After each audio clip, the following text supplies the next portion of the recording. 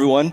I'm Kevin Blevins, and I'd like to welcome you to another episode of the Siemens Startups Podcast series, where we speak to entrepreneurs to gain insight on how they turn innovative dreams into successful companies. Today, I'm speaking with Porter Harris, CEO and founder of Power Global, a company that is enabling electrification globally. Hello, Porter, and welcome to the podcast. Yeah, thanks for having me on, Kevin. I really appreciate it. It's actually our pleasure. Porter, I'd like to start some of the discussion related to you and your background. Can you tell us a little bit about your background and what brought you to the point of starting Power Global? It's definitely been a process. So I've been in electrification now for about 15 years. Really started out my career at Lawrence Livermore National Lab and Pulse Power. Moved on to some space systems work at Aerospace Corporation. I'm sure you're aware of AeroVironment and all they've kind of done as an engineering firm, from the impact for GM's prototype EV1 program. So I worked there for a couple of years on level 3 fast chargers, battery design, battery testing, all that good stuff. And then ended up at SpaceX working on the batteries for F9 rocket and Dragon spacecraft.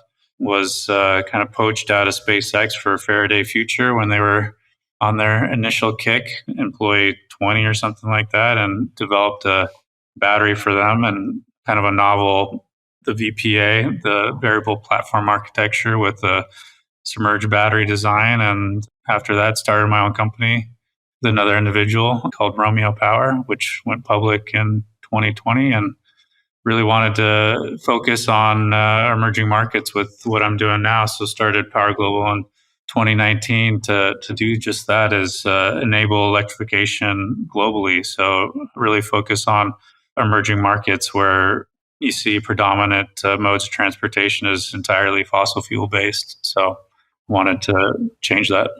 Yeah, when you think about electrification and history, 15 years is a long time to be working in that field. Yeah, for sure. Very nascent technology for sure. And I either read this or heard this recently, but do I understand correctly that you have 14 patents? Yeah, I don't keep track of those. I think somewhere between 14 and 18. I don't know what's been actually put through, and I know I have a lot of provisionals in place as well. And then I typically stack a lot of technology within a single provisional, so those kind of end up getting split out into multiple patents. If I had more money, I think I'd probably do even more than that. It's kind of addicting. So you say you'd do more if you had more money. Is it something that you have to do a certain amount of testing and that sort of thing in order to get the patent, or what is it that drives that?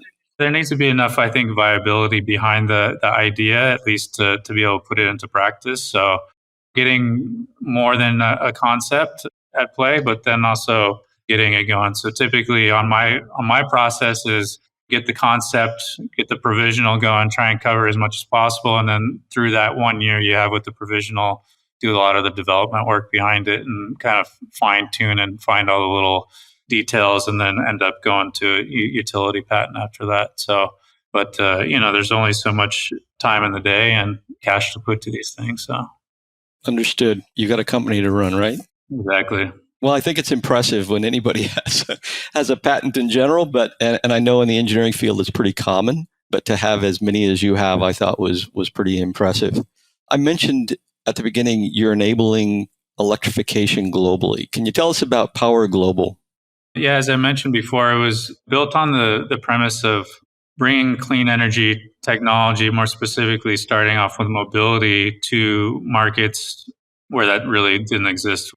India is the first real beachhead per se, and you're looking at the largest 2- and 3-wheeler market in the world. So it's the largest light-duty vehicle market. And so motorcycles alone is somewhere around 25 million new vehicles a year out of that, which is just an incredible amount of vehicles. And then you're looking at between all the light-duty vehicles that just fall within that category, from mopeds, you're looking at level 3, level 5 auto rickshaws, which are 3-wheelers.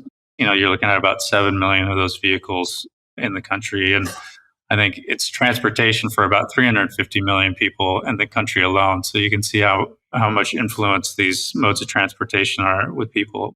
when you look at India, you're looking at a population about 4 times the size of the U.S.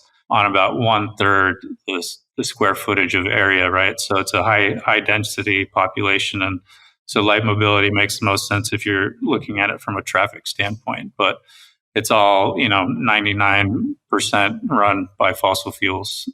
And it's tough to watch a video of India, whether it's on television or in a movie or anything of that sort, and not notice the exhaust levels coming from a rickshaw, for instance. So yeah, I mean, you nailed it right there. I mean, that's the biggest aspect of it is 14 out of the 16 most polluted cities on Earth are in India. So it's a huge need for that, and about 30% of that is due to mobility. it's a noble cause, and that's for sure.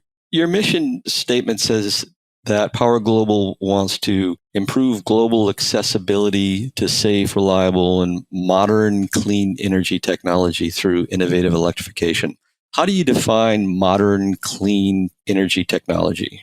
So I think that at the base of it is getting to the lowest common denominator from an energy transfer standpoint. And so looking at that electrification is that it's, more or less a 1-to-1, right? And so however that energy is generated, I think efficiently makes the most sense. So when you look at traditional forms of energy, it's typically the burning of some sort of fossil fuel, right? And to create it. But if you're looking at sustainable energy, you're looking at potentially generating electricity from solar, from wind, through even nuclear and all these other modes, right? It's all about finding the pathway to this medium that is efficient and easily transferred. So I'd say pretty much anything with electric at its core is the best. And then however much of the external processes you can take out of that, the more sustainable it's going to be. So when you look at something like solar,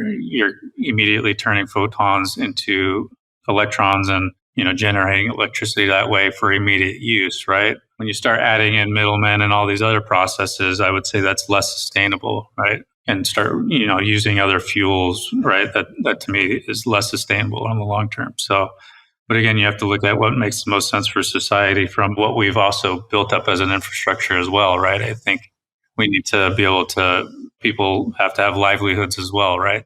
To me, it's all about the pursuit of getting to the ultimate efficiency from an electrification standpoint, and doing that while we all kind of are able to feed our family and ourselves. So is Power Global focused on existing technologies out there, battery technologies, lithium? Is there a particular thing that you're focused on today, or are you considering other things like hydrogen fuel cell, that sort of technology? The core focus is just really stay on a practical approach to what we're doing. I would love to spend some time developing something new and doing all this stuff, but really we're all about putting what's available into practice now. I mean, there's, the battery is not perfected, all this other infrastructure is not perfected, but we need to take what we have, which is good enough, and really start utilizing that and putting it out there. So we're just focused on what I see as the most sustainable and most effectively cost-effective mode of getting electrification out there. And so we don't focus on fuel cells because ultimately 96% of all hydrogen right now is generated by fossil fuels. And if you have green hydrogen, why wouldn't you just use that electricity firsthand and bypass the middleman of actually all these inefficient processes along the conversion pathways? So for me, it's all about immediately using that electrification. And you look at a country like India, like infrastructure is all electrical. When you just use that clean energy directly, it's the cleanest way to clean up our society and humanity's output. It's all about being practical, get the solution out there cost effectively. And that's why we've done the battery swapping, is because we're effectively eliminating the upfront cost of the battery, which is the biggest hurdle to electrification, putting that over multiple years so that it is affordable. Electrification, EV technology is more cost effective already than fossil fuel based technologies. It's just those upfront costs were just too high to sustain. So, you're using a battery swapping program for light duty vehicles where it's manually removing from a vehicle, putting into a charger, taking a new one, putting it in, where it's, you're moving maybe 25 pounds around. That's just, sustainable and doable and cost effective. So, our battery swapping for the auto rickshaws, we're saving 35% in operating costs for anyone on diesel and somewhere around 25% for anyone using petrol or gasoline. I haven't even checked the latest pricings for those two things, and I know they've gone skyrocket. So I was saying that, 4 or 5 months ago, I haven't even looked at it lately. I'm sure it's probably at least another 25% higher than that. I know I'm paying an awful lot more to refuel my vehicle. And you're talking about the battery swap, so that kind of takes us to your products, if you will. You can't help but notice when you go to your website, by the way, that there's a couple of different products that show up right away. The first one is the Easy module, which is spelled ZEE module. Can you tell us about that? That's a core energy storage product. That was really kind of the third generation military battery pack design that I've done. I figured, why not go overboard with this thing and make sure this thing can be as robust as possible for a network where these are going to be, exchanged in and out like propane tanks, I guess, in a lot of ways. But, we wanted this thing to be extremely safe and reliable for any user within, anywhere in the world. So it's been engineered for high vibe, high shock, thermal runaway, propagation resistance, various levels of humidity. We have a blind mate adapter that we've developed for tens of thousands of, swaps in and out. And not to say that the battery will last, tens of thousands of swaps, but at least the infrastructure that it's interfacing with will.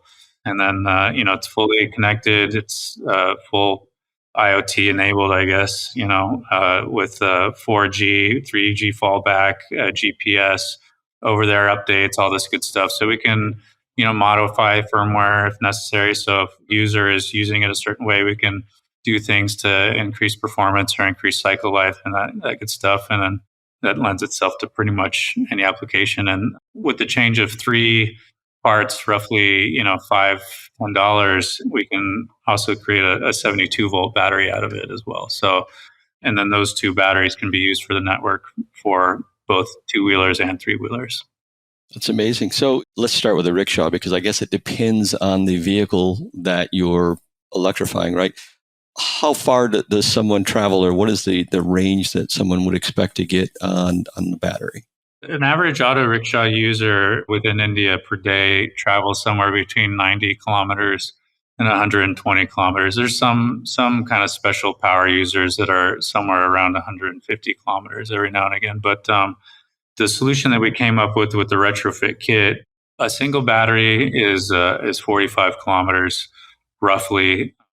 The physics isn't always on just the battery. I mean, you have to look at the full solution from the rolling resistance of the tires. The vehicles are pretty low speed, so cross-sectional area and drag coefficients aren't too big of a player on it. But definitely the tires that are being used on the situation can help out a lot. But we actually, within the retrofit kit, have a solar panel on top, which actually covers 40 to 60% of the energy requirement per day. So that's about a 500 watt panel with the vehicle doing somewhere around, I would say, 20 kilometers per kilowatt hour, pretty good amount of range total. So the full solution is aimed at about 165 with both solar and 2 batteries. And then, with the 2 batteries, at least easily making 90 kilometers of range.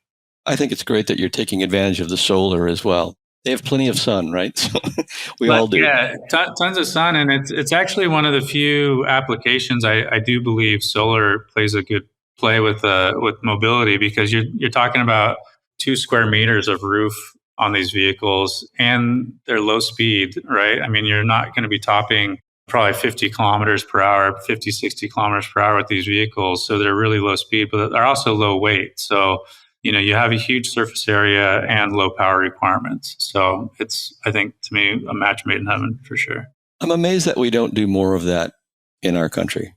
It's very difficult to do. I mean, it's when you talk about the U.S., though, I mean, we're a giant sprawl, and that goes all into single family home housing issues and all this other stuff, right? So we're a few people in a lot of square footage. It's just you'd have to be commuting fairly long ranges where small light duty vehicles don't entirely make sense, right? So I think that's difficult. I know so many people that are commuting an hour and a half.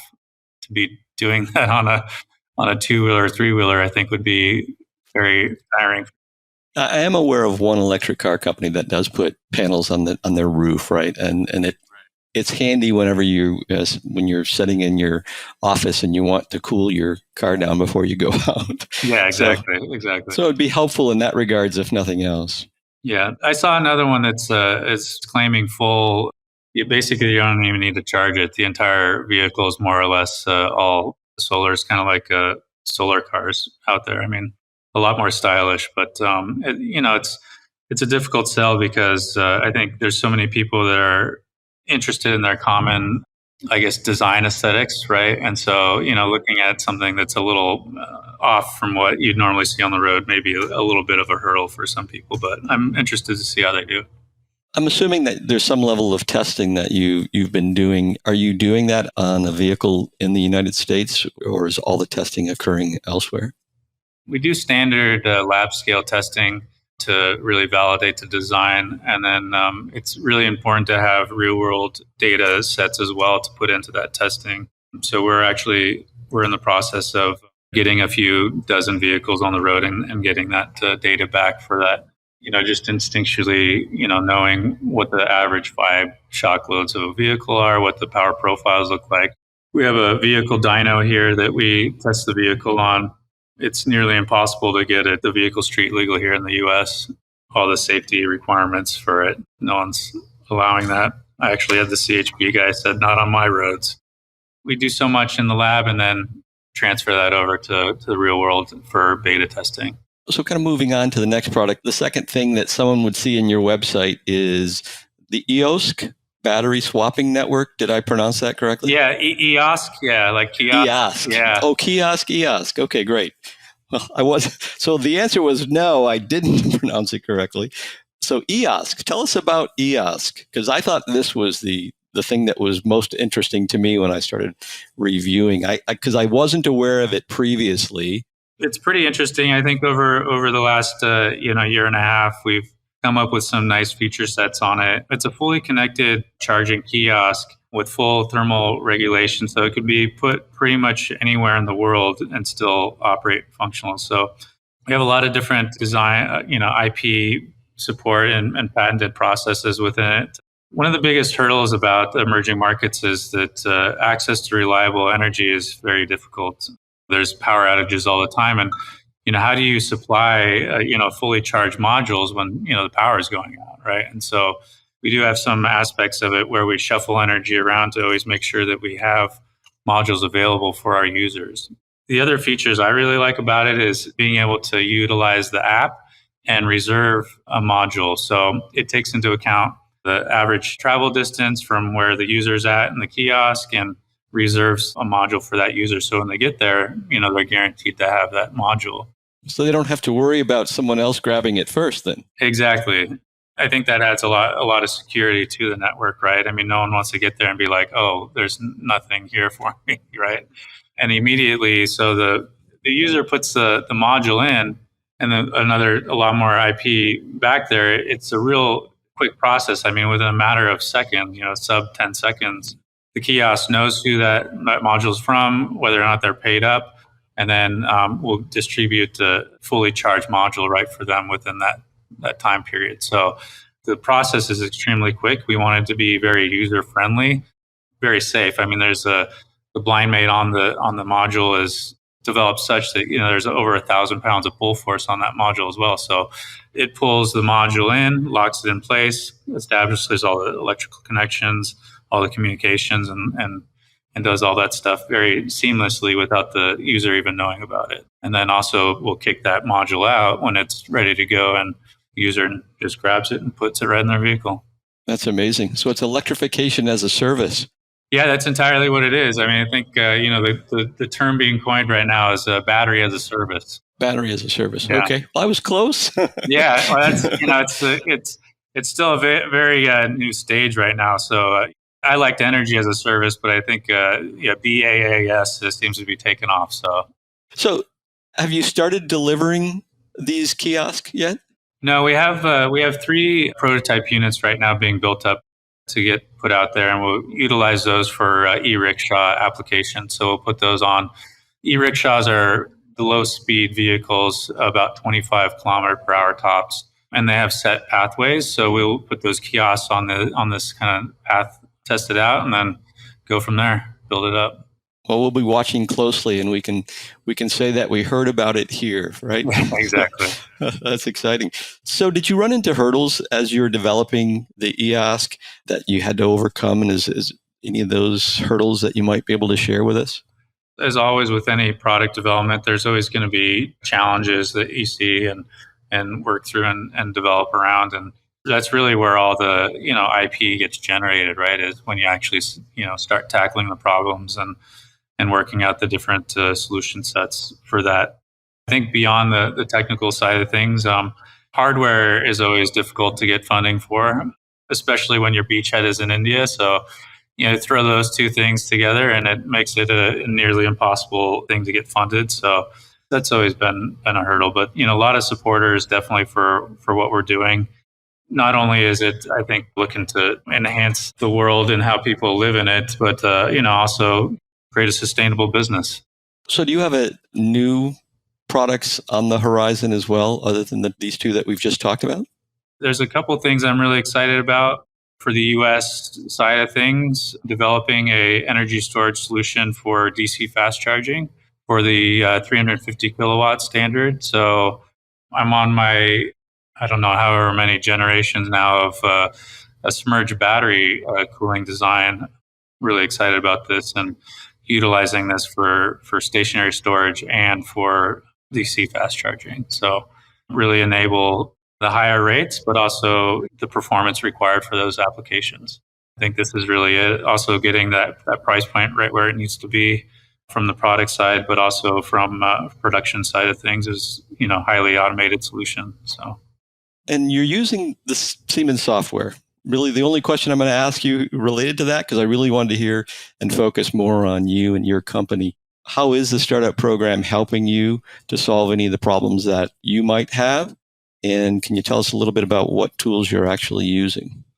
Yeah, no, definitely. I mean, I have to say, ever since I utilized NX at SpaceX, actually, I was always, blown away at its capabilities versus other platforms that I've used. So for me, it was a no-brainer to go with NX for this thing. But when I found out about the program, that was even more of a push to adopt the software, because a lot of costs, have to be taken into account for startups, right? And typically, these software solutions are not cost effective, but having these kind of programs, allow it to be accessible for us as we're growing as a company and allow us to really operate on the same page. When you have multiple designers working together, having the ability to really work together cross-functionally is a huge thing. I mean, not having that kind of communication can really add some time to your development process. So we are using Teamcenter X along with NX, and then interfacing that with our Star CCM and any sort of analysis tools beyond that as well. So we haven't done any FEA at this point, but I know that there's some product offerings for that. But having the combination of both NX and Teamcenter has allowed this process to go, a lot smoother for sure. Being able to have a process. I mean, I don't like to have too many processes, but when it comes to getting product out and you're ordering parts, you need to make sure you have the right revs in there, right? I think those are the biggest thing. Before you know, you're buying hundreds of product to the wrong part. That's just a nightmare. So that's where companies can really lose their shirt. Well, that's great. Thank you for that. I'd like to talk a little bit about entrepreneurship. Did you experience any challenges in the early stages of developing and creating your company? When you start something from scratch, there's so many possibilities, and it's really like staring at the abyss, right? There's really nothing defined. There's really no processes, and you really have to take it as organically. The biggest lessons learned that I've had, you're starting a business, it's all about maintaining focus on what you're trying to get done. And I think having a core focus on your MVP, right, your minimum viable product, really focusing hard on that and getting that to market as soon as possible, that's the key. You don't want to get too bogged down on the technology because that's not what the business is all about. It's about the whole solution working and having business. So you want to take the minimum viable product, get that out there, and then get some revenues, get some business going. And then you can really focus on the whole thing getting built up together. I think those are the biggest lessons I've learned over the last year and a half, 2 years. Well, one of the things we often hear is that you have to have passion for the product and passion for what you're developing. And it's really obvious today that you do have that passion for what you're doing and the electrification of a lot of these different products out there. And I remember an early conversation that we had and your desire to electrify anything that you can that is going to impact the planet. And I salute you for that. I think that's a great thing to do. Is there anything else that you would like people to know about Power Global that we haven't discussed already? The state of where we are from an electrification standpoint is, there's a lot of companies out there that are getting funding and they're focused on the end use case, right? So you're looking at electric vehicles and all these other things. They're real sexy, that's great. I love to see it. I think the biggest hurdle, I think, for the rest of us is, there needs to be a supply chain for all these electrification companies, right? Who's going to supply the batteries? Who's going to supply all these? Like, you can't have these single startups doing the entire powertrain every single time, right? I think there's so much more that needs to be done to develop the entire supply chain to support all these new, startup companies. I love to see the focuses, but again, we need to look, I think, and this is probably geared more towards like investors, because how are you going to get all these things without supporting everything that supports it, right? I mean, especially here in the US, I love to see the new initiatives to get, even all down to the raw materials here developed in country. I think that's great. And I think we need to do a lot more focus on that in order to really allow electrification to come into fruition and come into its own. And really, see the light of day. I think so many people think it needs to be a certain way in order for it to be viable. No, that's not how it works. We need to develop what we have now, and it's a process. When I look in research the initial stages of even petrol technology for mobility, you think about hand crank starting a vehicle. Could you imagine if that was still? You develop it all. It wasn't like, I need electric start now. I need all this. Like, no, we have what we have now. We build it up and we grow it. But it does. It's, to me, electrification is the only pathway to a truly sustainable future. When we start throwing all these other processes in there, you're really missing the point. So I think we need to look at it from a holistic view. It's not just the sexy things that they need to get funded. I think that's a great way to kind of wrap things up. That's a great synopsis. And I think you've done a great job of pointing to a lot of the things that we need to deal with. You pointed to the supply chain, right? And I think everybody's talking about supply chain issues today. So that's pretty exciting. So Porter, I'd like to thank you for joining us today. It's been a pleasure talking with you. I'm excited about what you and your company are doing to electrify the world and your desire to improve air quality and reduce greenhouse gas emissions. I think it's a noble cause, and I think it's one that we should all get our hands around one way or another, right? We wish you all the luck in the world with Power Global. So thanks again for being with us and sharing with us today. I also want to thank everyone for listening to today's podcast. It's been a pleasure speaking with another amazing startup company. And for our listeners, if you want to know more about Power Global or their products, you can go to their website, and that's you can find them at power.global. And as a reminder, Siemens offers special packaging and pricing for small and medium-sized startup companies, nearly all of our software portfolio. Please visit siemens.com/software for startups, all one word, .com, or you can go to any of the Siemens partners websites and you'll probably find something there as well. Please feel free to provide comments on today's episode by leaving a review on your favorite podcast site, or feel free to email me at kevin.blevins@siemens.com. This is your host, Kevin Blevins. Remember, innovation has no boundaries.